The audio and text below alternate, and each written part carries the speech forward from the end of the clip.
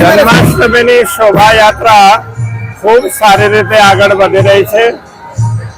આ વખતે જામનગરની આ જન્માષ્ટમીની શોભાયાત્રા 19મી છે, એટલે 19 જેટલા સ્થળોએ મટકી ફોડના કાર્યક્રમો યોજ્યા છે અને એની સાથે 25 કરતાં વધારે ફ્લોર્સ અલગ અલગ સંસ્થાઓની આમાં જોડાયેલા છે અને હજારોની સંખ્યામાં ભક્તજનો છે। તો જામનગરને ભક્તિમય બનાવવા માટે ખૂબ સરસ કાર્યક્રમ થયો છે। આજે શ્રી કૃષ્ણના પ્રાકટ્યને આપણે એ રીતે વધાવીએ છીએ કે શ્રી કૃષ્ણની નીતિ આજના સમયમાં જરૂરી છે।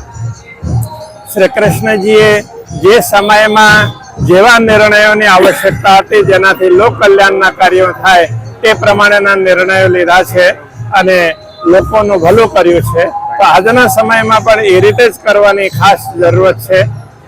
એટલે શ્રી કૃષ્ણજીના પ્રાકટ્યને આપણે ખૂબ સારી રીતે વધાવીએ। હું સૌને ખૂબ ખૂબ શુભકામના પાઠવું છું।